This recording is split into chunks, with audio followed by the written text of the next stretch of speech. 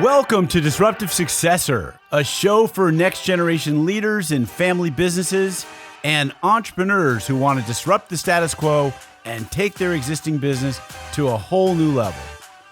We all know that what got us here isn't going to get us there. This show will provide inspiration, advice, and resources to help you create massive impact.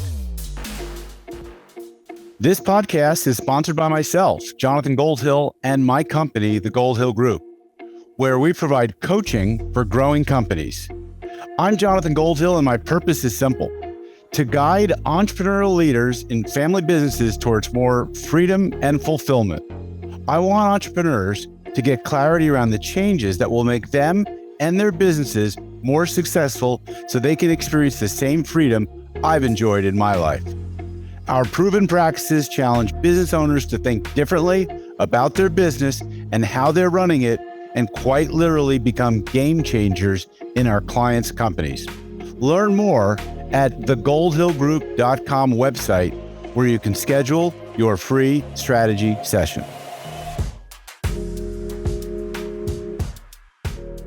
Hello, and welcome back to another episode of the Disruptive Successor Show. I'm Jonathan Goldhill, and my guest today is Dylan Milroy from Oregon. Dylan, allow me to introduce yourself. He is a trusted advisor and employee-focused business leader in the home services industry. As the founder, owner, and operator of Better Basements and Waterproofing, Dylan has mastered the art of driving lead flow and has built a standout company culture that drives success and employee retention. Dylan doesn't do anything in his life half-hearted. He's very much a believer: if you want to be mediocre, go be a bureaucrat. Dylan believes too many businesses are hyper customer focused when in reality they need to be more focused on their employees. And that is what today's show is about. Welcome to the show, Dylan. Thank you for the intro. All right. So, well, let's start with, how did you first get into this business, Better Basements and Waterproofing? Well, my business partner, who most people don't really see, but they know because we're best friends. He's a real estate agent, a big agent up here, and he called me one day and he was like, "Hey, I got this bid for some waterproofing." It was at his personal house.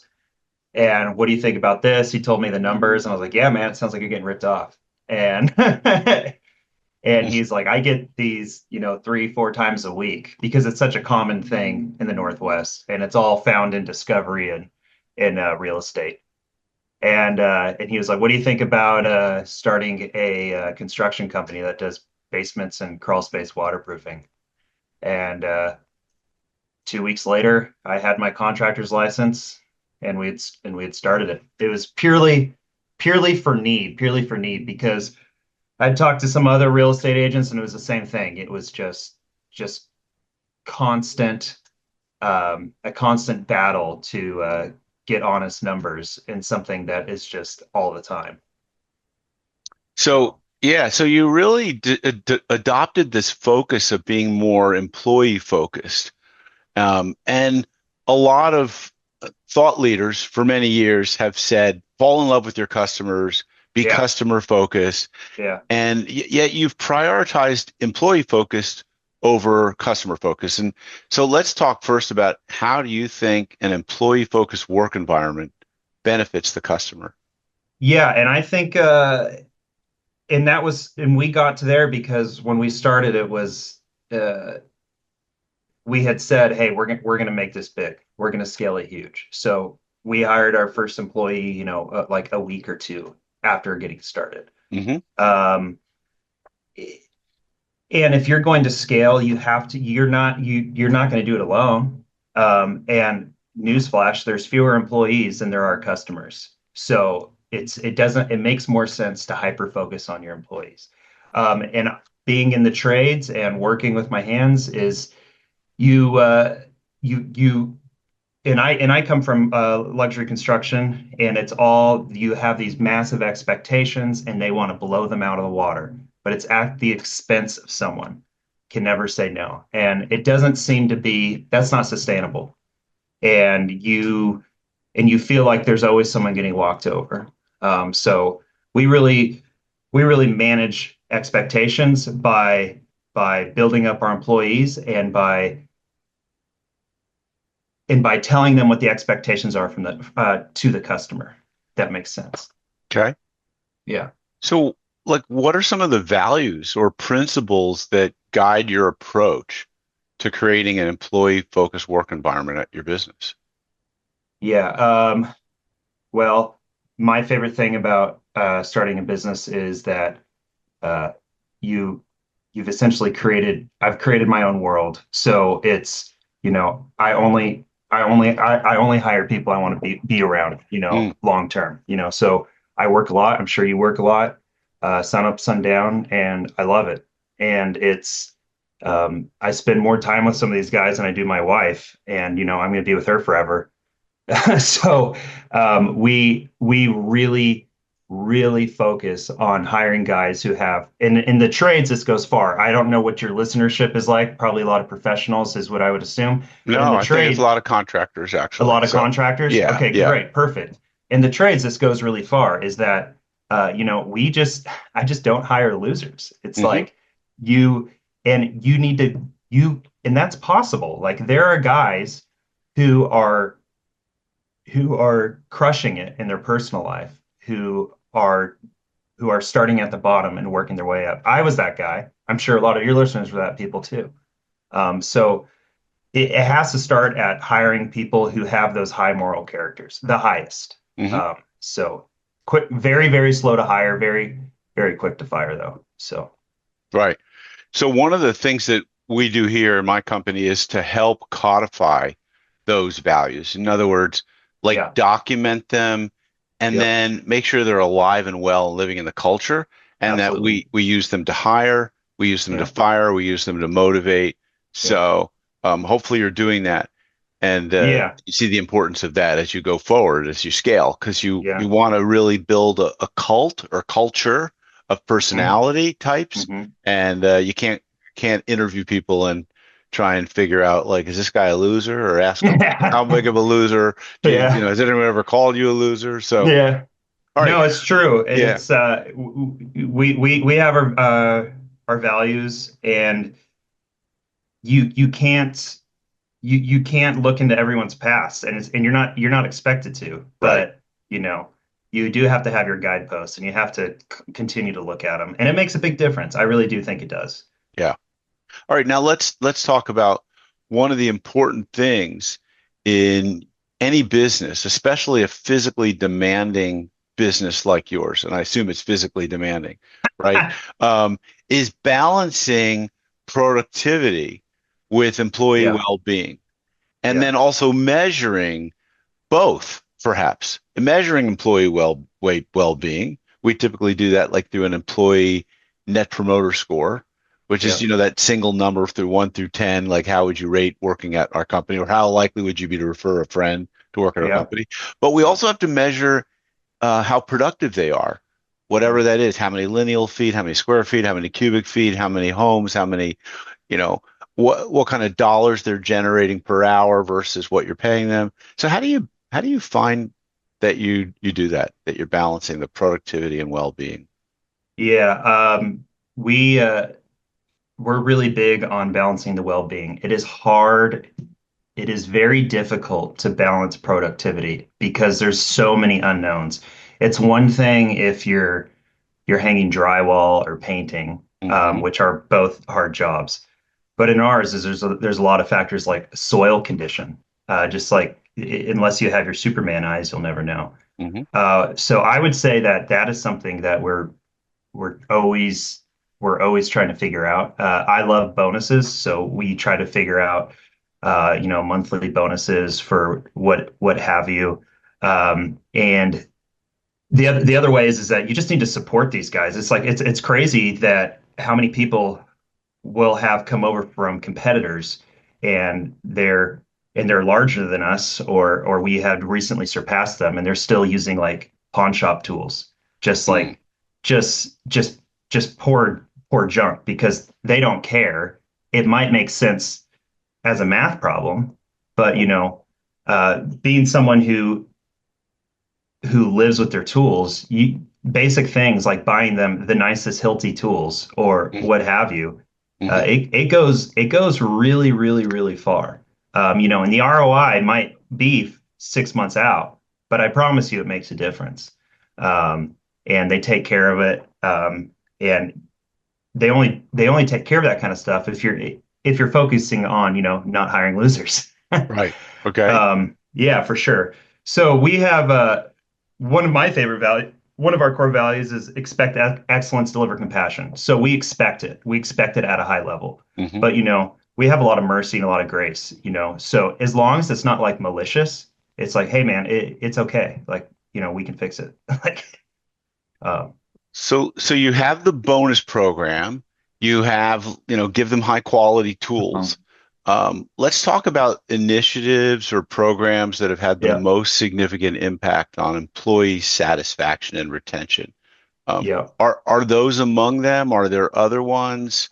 Um, yeah, yeah. other things around the core values. What initiatives or programs are having the most significant impact? Our review bonus program. So we have a lot of reviews. We do well online. Mm-hmm. Um, and this has to be from the beginning, from when we answer the phone to when they collect the check. Mm-hmm. Is very important. Obviously, you're not going to ask for reviews if your baby's ugly, but we do a really good job from start to finish. So this was something that made sense for everyone. So sometimes we pay $100 to guys. It depends. So they're in tiers. So when you first get going, it's $25 a review. Once you get higher, it's $50 a review. But here's the thing is that I don't want them to get reviews that just say, Better Basements did a great job. They only get their cash bonus if the person leaving the review mentions their name. Mm-hmm. And we set them up for success in it where our review funnel reminds them that that employee gets a cash bonus for mentioning their name. And we give them a script on how to ask for reviews. Like we are Mm-hmm. trying our best to Mm-hmm. make sure that they're remembered. And they love it. They print Yeah. them off Yeah. and it's a good game. And then we have leaderboards, we're like, hey, this person's getting 100. We have guys who are getting $100 a review and they're getting 2, 3 extra days of labor on their paycheck and reviews. And it's great. Um, and I think it's cool that when you go, and it's good business sense. It's good for SEO. It's good Oh for yeah. everything else. Absolutely. It's Sure. huge. Yeah. You're going in Uh, those reviews, and these people have these, oh, Fernando was so great. They cleaned up and they're using names, and then they're reading, and there's like, wow, there's like a dozen different names in here, you know? right. So that goes really far. I would say that is by far our most successful ongoing review program. We do things where like we buy their boots.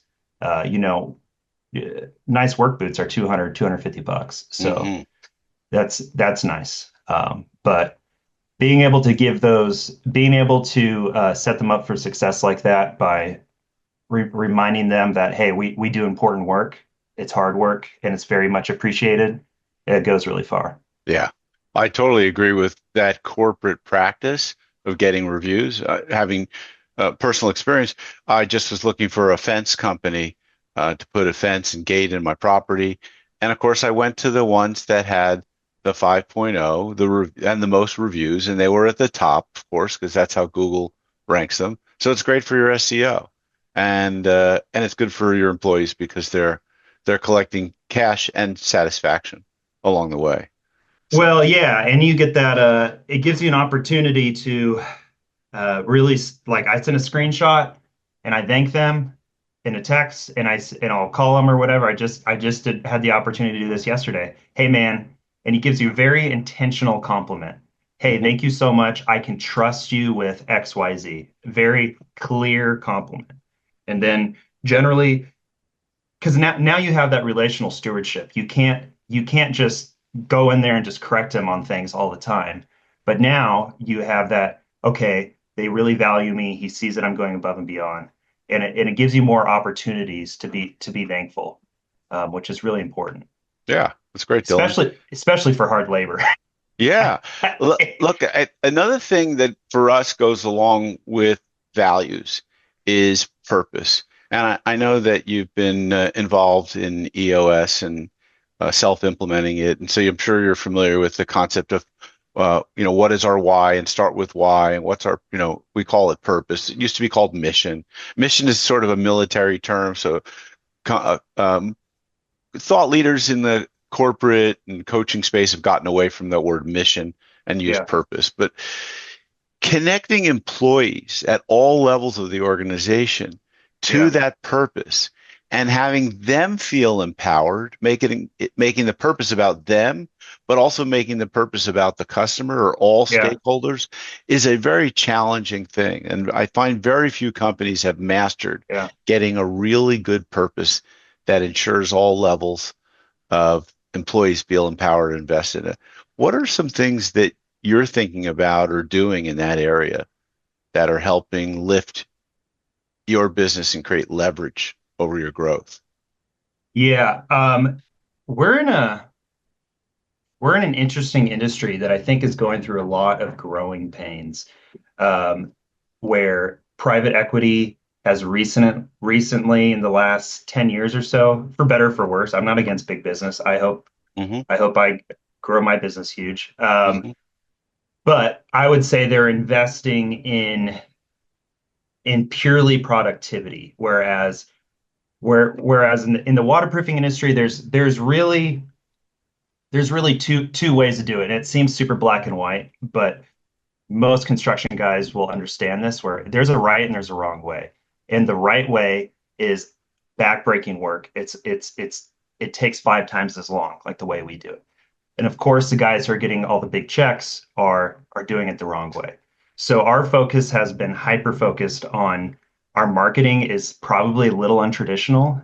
It's pretty aggressive, where it kind of poo-poos it, and we have marketing that talks about calling out the warranty because it's a lifetime warranty, but really it's not uh, based on the results. It's based on like this proprietary thing they put in the ground.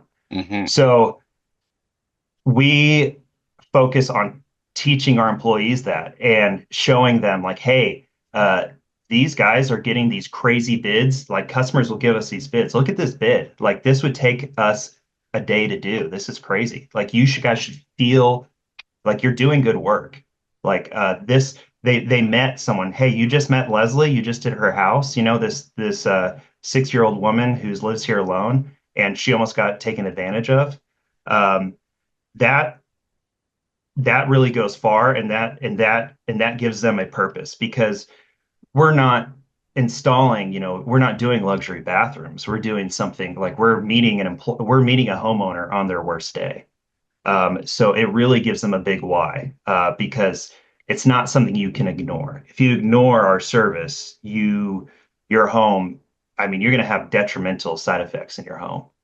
And it's not fun. We're not hanging cabinets. It's really hard work. So being able to educate them on construction sciences, gets them passionate because these are guys who work with their hands, so they like that. But they also have a heart because they're not losers. So now they get to feel like, wow, we really helped this homeowner in this situation. So it's a real culture of education. It's the way we Hmm. do sales. Hmm. It's the easiest way to do sales when if you can talk about the construction sciences, it sells itself. Right.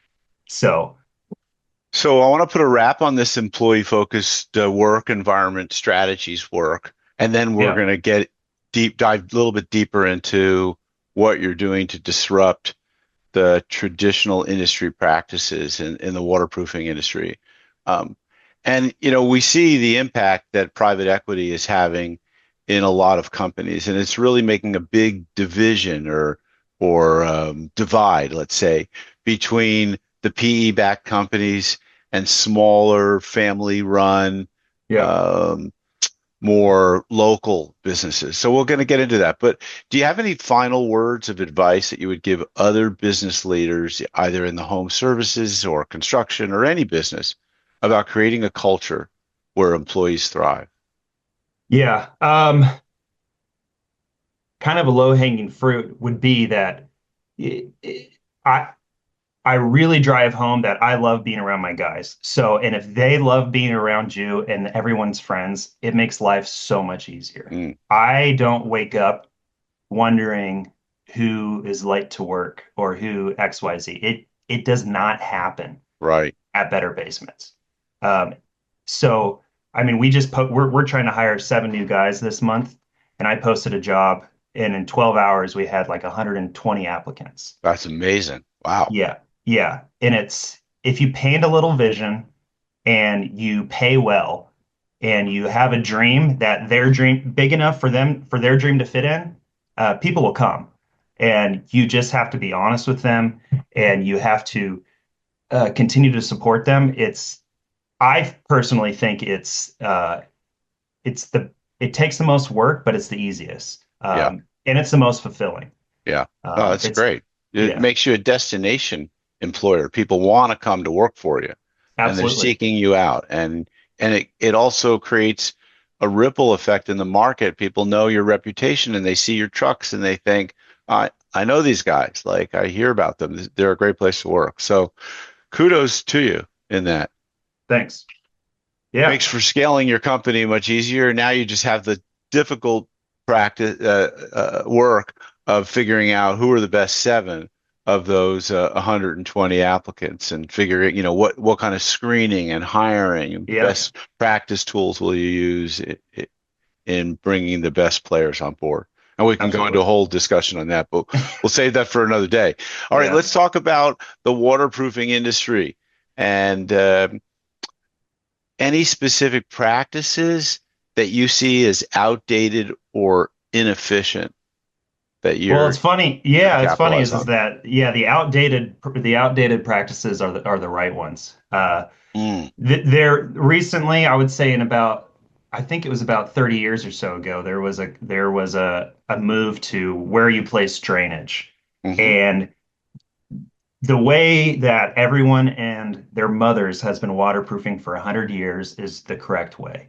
Uh, and it's been perfected, but it takes a long time and it's a lot of work.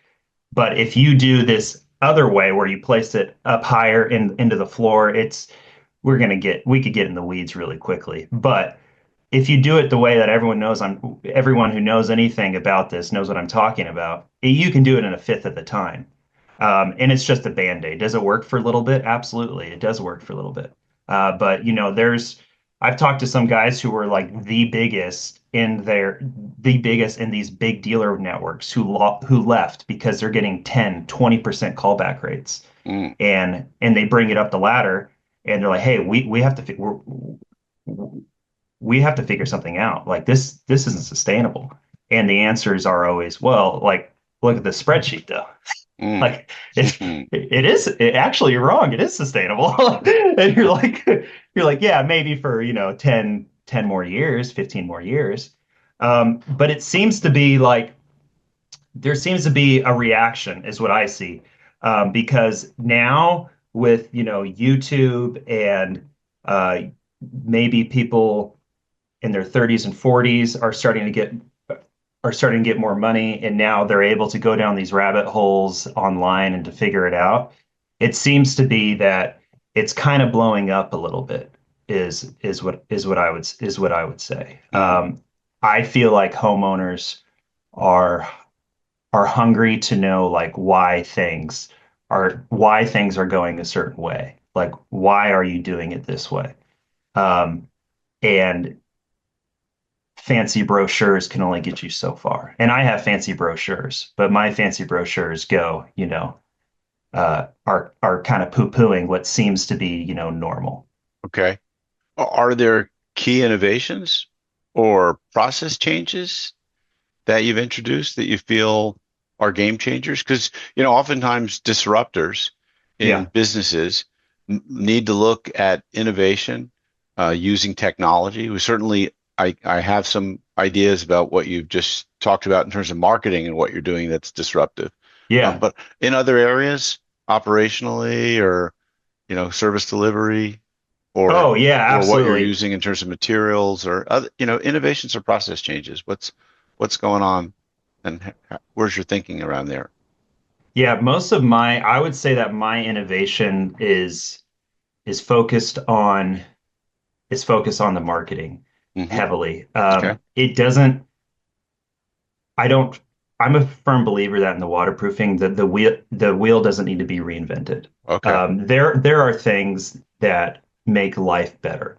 And that goes back to buying, the nicest tools, d Right. basic things like buying fancy dust collectors and stuff goes really far. Okay. If you're going to buy a $1,500 vacuum, you might think it's silly, but if what the norm is having a fan blowing it out and wearing a mask, Right. things like that goes really far. Gotcha. Um, our biggest competitors, they might still like we hand mix concrete. We hand mix pallets of concrete because we're Hmm. doing it in someone's home, um, and carrying it in buckets. Hmm. So things like buying, there's this tool called the mud mixer. It's a very expensive concrete machine, but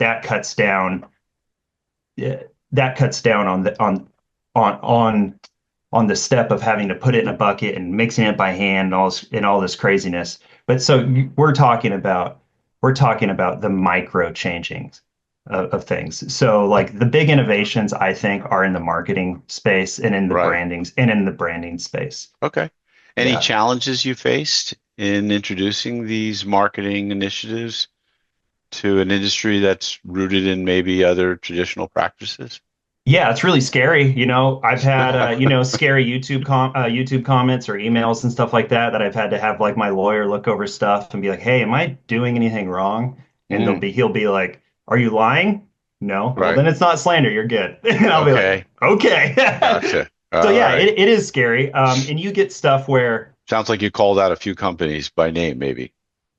not by name. Well, yeah, if you're reading in between the lines. Okay. So yeah, we'll get stuff where it's pretty obvious um, where they have meetings, sales meetings, right? Hmm.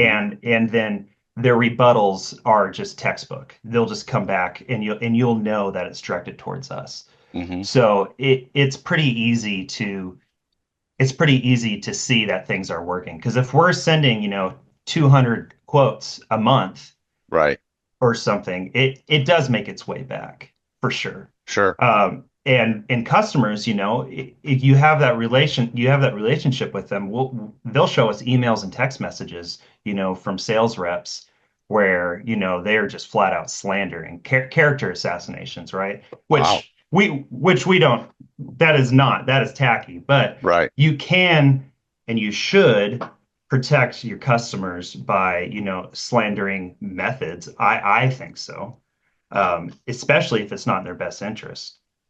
So customers are responding well, I'm assuming, Oh to yeah. the approaches that you're using, Yes. and they're seeing a lot. I mean, this is not an inexpensive proposition to waterproof your basement in Oregon.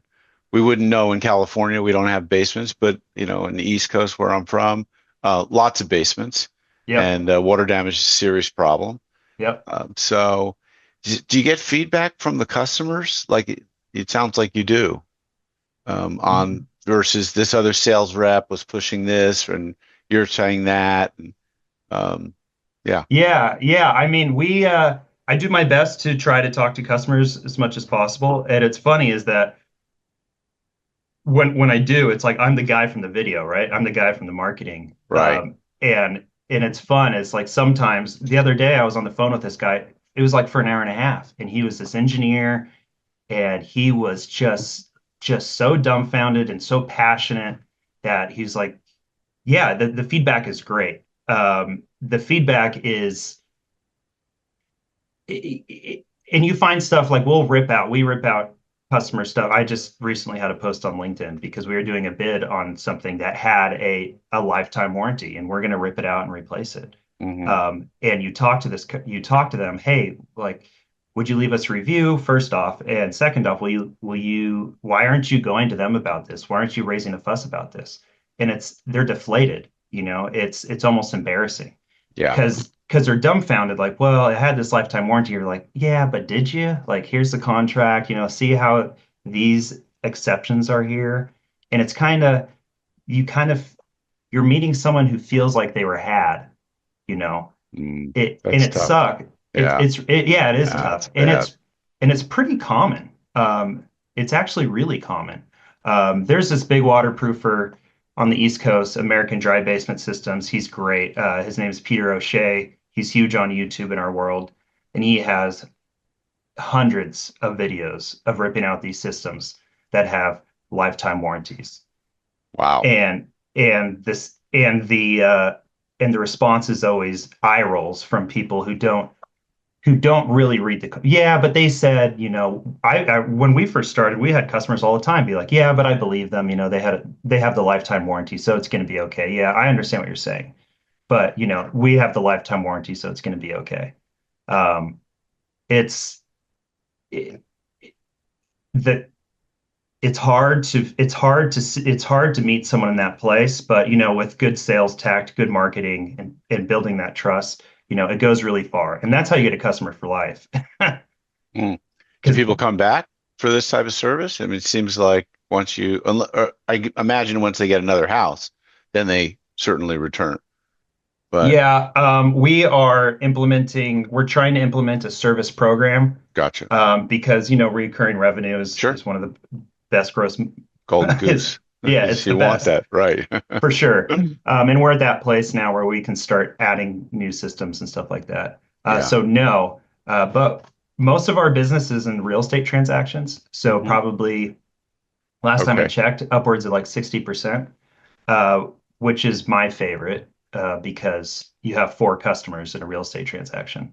Right. So we have a very, very, very high lifetime value of customers, especially for realtors. So we go out of our way for real estate agents, That's big great. time. It sounds Yeah. like more customers. It's the buyer's agents, the seller's agent, the buyer and the seller, and Yeah. the insurance agents. Oh, yeah. We nothing we do is actually Insurance related. Okay. now it's considered a natural disaster. So if you have flood insurance, maybe. Okay. All Yeah. right. Yeah. So you and I are both great believers in the importance of tools. Your tools um, are the things that you've described. I won't call them picks and axes, but they're better, better tools. And our tools in my business are growth tools, typically things that get people to think and see the business or their world differently. See, develop a strategy, or analyze their financials, or look at how to hire people better. And those are the growth tools. Um, so, is there any other role that technology plays in your company in terms of your, where you see yourself evolving in the future? And typically, the answers I usually hear are things like, "Yeah, we're using a better CRM, or we're using a Oh, program that helps with estimating and job costing and time tracking." I mean, any other things oh yeah. that would be I generic yeah, to other industries as well? Yeah, go ahead. yeah, for sure. Yeah, we do weekly cash flow forecasting, just like, Hmm. any successful Yep. construction business. But, probably at our size is, well, when we started doing it, it was definitely abnormal. At our size, it's pretty typical. Hmm. So yeah, our CRM is, we use Build 12, which is, go high level, a Hmm. white label, go high level, and my coach and business consultant. He's essentially my CFO too. Les O'Hara, he's great. He really is big on tracking your leads. So I've grown into like a CMO role. Hmm. It's one of my talents Yep. is lead tracking, and we track him down. We are starting to track him down to the micro. So I can tell you the ROI for every lead funnel down to, the dollar. And that's been very powerful because some of these some of these lead funnels, they have I sold a job last week that I bid 2 years ago. And if you're not tracking it down, if you're not tracking your leads like that, it's going to be very hard to scale your marketing without, losing your shirt. It can run away from you Yeah. very quickly, Very true. True. very quickly. So yeah, I'm a big believer in tracking where your lead sources are from and where your job and obviously the job costing of it. In our business, it's job costing is easy. I mean, Yeah. we have two materials and Right. labor really. Right. So So I'm important not though. So yeah, I'm important. Yeah. exactly, but I'm not going to insult some like bathroom remodeler about job costing because it takes me 3 minutes to do it and it's all automated. Yeah. Well, that's good, but it's so important because so many people um, lose their shirt because they're not job costing and they don't know what their margins are and they're not getting the Yeah. kind of margins that they deserve or want to get, and they don't know why.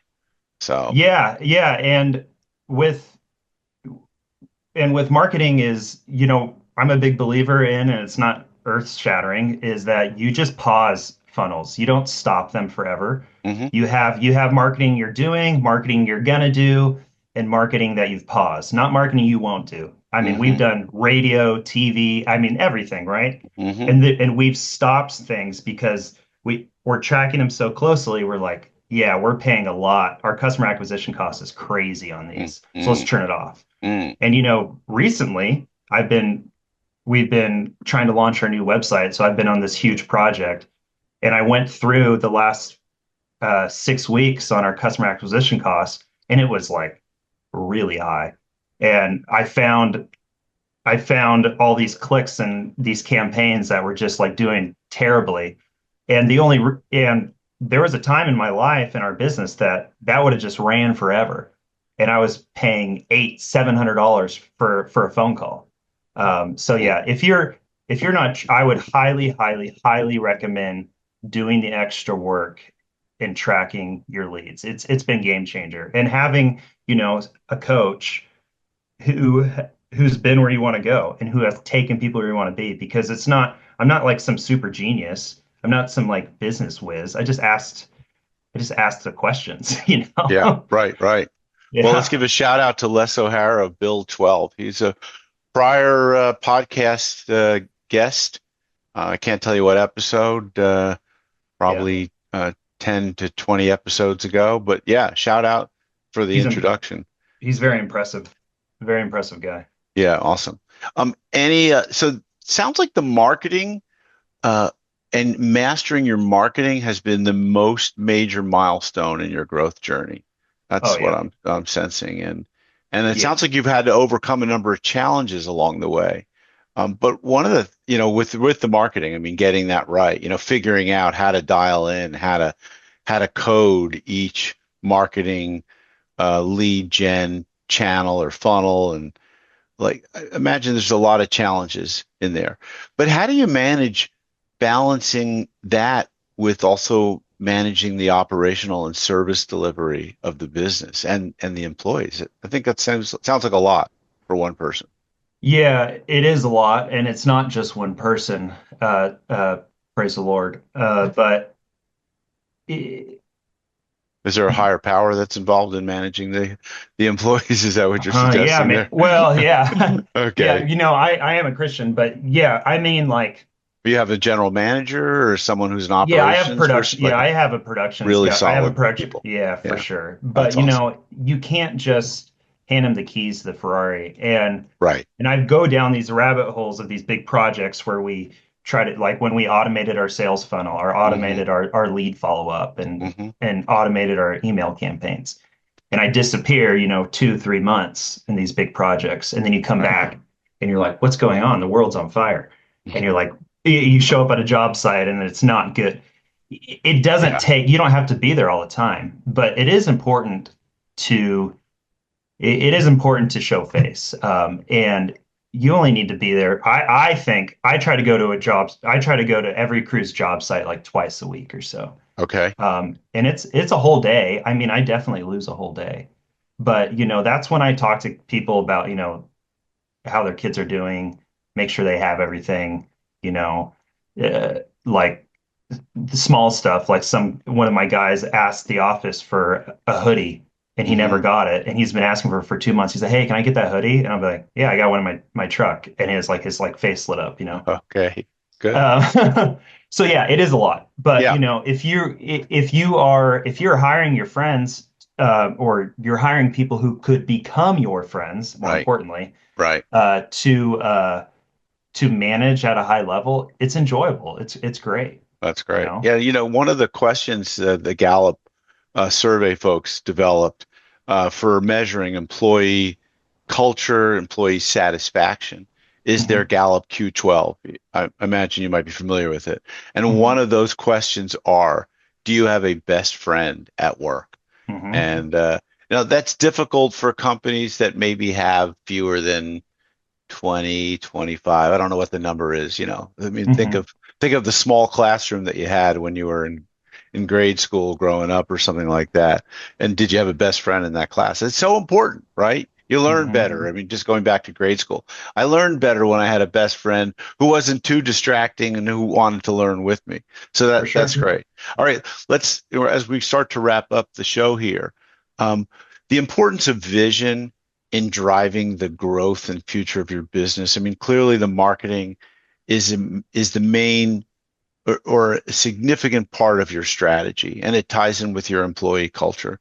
Um, do you have a vision for the next 3 to 5 years? Do you have a big, hairy, audacious goal, what we call a BHAG, or anything that's going to make a huge impact in the industry? Something Yeah. in terms of your growth, industry Yeah. impact, Yeah, three for to five sure. year BHAG. Yeah. Yeah. Mhm. My big, hairy, ambitious goal is to create as many truly high-paying jobs as possible. Mm. So we have very practically written down positions and what those salaries look like. And some of them are significantly higher over market rate. Right. Um, I'm a big believer in, you know, my kid goes to private school. My wife is at home most of the time. She also works. But if that's something I'm passionate about, being able to, to take your family to church on Sunday, then I need to be able to provide that for people too. Right. Um, so that's my big, hairy, audacious goal. And the only way I can do that is if I make this as big and as profitable as possible. So we're super clear on our board that everyone sees. It says like those those positions and what they look like, Oh, that's and great. and how we can achieve it. And it gives people. So I'm trying my best to paint vision all the time. So very, Good very, for you. very transparent. Almost, and there's been some reeling back. You can do Hmm. it too much, where like you're being transparent to the point where people are worrying about worrying about things. But if you if you're painting a vision big enough for yourself that they can fit in, then your dreams should be bigger than their dreams for themselves. So yeah, we That's tried great, to, Dylan. yeah, launching an office in Right on. Seattle, that kind of sort of imploded. It's just the distance is too far. But our big thing is right now we're kind of in that heavy SOP season. Hmm. So we're writing things down that I think even Les is wondering why I'm writing it down. It's like because I want to take it somewhere else. Like, Oh, good. That's great. Are you putting it in a repository that people know how to access? It's one of the softwares and tools that we recommend oh, is putting interesting. it in a playbook program or and I can recommend a few offline to you. Yeah, that'd So be great. So Seattle, it didn't work. Would you go back in? Are there other new markets, other new services, other new innovations? Sometimes people just say, let's just stay local and Nah, let's add something else. We'll do something that's related to basements and waterproofing. Or no, we're yeah. so good at this.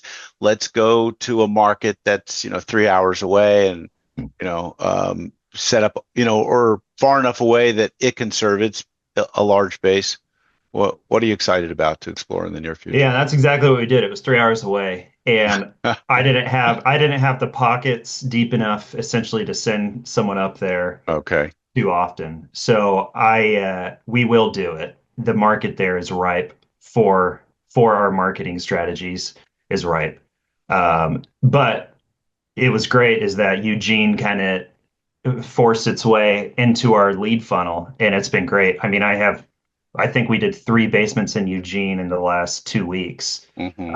and we did 0 basements in Eugene the last 3 years. Um, How far is Eugene from you? it's about 2 hours. Okay. So So, Seattle is 3 hours, right to and the it's north, yeah to the north, Eugene to the south.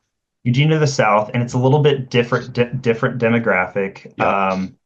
and it works better for us right now. It's easier for That's great. taxes. It's better across the board. Great. So when we look into getting into new markets, I look for other successful waterproofers that my marketing works well against because our Makes entrance sense. strategy Is is education. right. Right. And if I'm educating against these bad methods, I Right. need to have a quote unquote bad competitor there to Right. beat. Good thinking. I like that. All right. Final question as we wrap up, legacy. What legacy do you hope to create through your company? Maybe both through your team, the industry. Do you have one? Sounds like you might. Yeah, like for my family, meaning like some sort of Like, long-term do you, vision. yeah, do you have a family members that might think want to come into this business at some point? You're maybe thinking about them down the line. They're probably too young, I'm guessing, at this Yeah. point.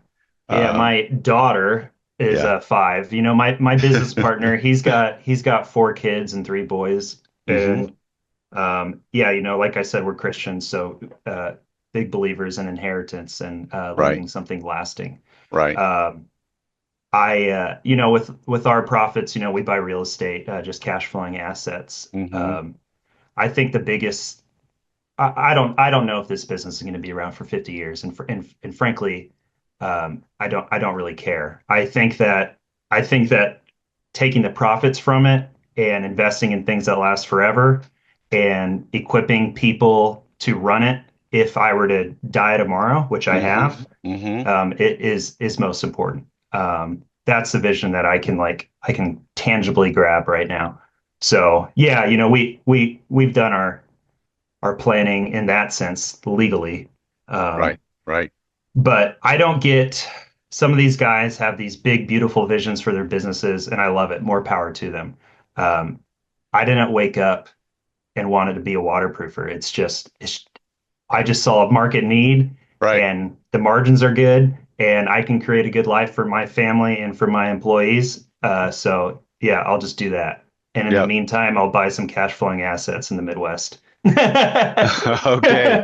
Yeah, well, many entrepreneurs, or let's call them small business owners, they had what Michael Gerber, the author of the E-Myth, said was they woke up and had an entrepreneurial seizure. And they realized that, like, I'm a really good plumber. Why am I working for somebody else? Why don't I go out and create my own business? But what they didn't realize was that just because you're a good plumber doesn't Yep. mean that you know how to run a good plumbing business. And It's so they're entrepreneurs by default and not by design. yep. Those who are entrepreneurs by design, these are the people I went to business school with Yep. 30 plus years ago. They looked at a business, wrote a business plan, and wrote the exit strategy at the same time that they wrote the entry strategy. So, they're thinking about that. And most companies that I work with today are probably family businesses. And so they're thinking about how do I pass this through to the next generation? How do I make that generational transition? And that's, those are different challenges. It is something we're going to have to think about. We it's something it is something that I'm definitely passionate about is making sure that those other generations are cared for. Yeah, I don't know if it's through construction companies. right. Or through this business Yeah, or what. or what. But yeah, Yeah, what you said is like the vein of construction is that guys think that customers like them because they perceive to be the best plumber. yeah, And you're just yeah, like, it's just like a yeah. big eye roll. It's just like, Exactly. dude, it's like you can be a good plumber in like 6 years. Like I'll Yeah. train you. All right. Hey, Dylan, it's been great having you on the show. Great having a conversation about your business, the journey that you've been through. I think other people will benefit from it, so I appreciate you being on the show. And to those who are listening, folks, if you got some good value out of this, let me know. If you want to be on the show, reach out to me. I'm always looking for disruptives, successors. So those are people who are either disrupting the entrepreneurial status quo, or they're successors in a business and want to tell the story of the generational transition. Um, And then you know the drill. If you got some really good value from the show, give us a good rating on your podcast listening application of choice and share the show with others. And stay tuned for future episodes of the Disruptive Successor Show. This podcast is sponsored by myself, Jonathan Goldhill, and my company, the Goldhill Group, where we provide coaching for growing companies. I'm Jonathan Goldhill, and my purpose is simple: to guide entrepreneurial leaders in family businesses towards more freedom and fulfillment. I want entrepreneurs to get clarity around the changes that will make them and their businesses more successful so they can experience the same freedom I've enjoyed in my life. Our proven practices challenge business owners to think differently about their business and how they're running it, and quite literally become game changers in our clients' companies. Learn more at thegoldhillgroup.com website, where you can schedule your free strategy session.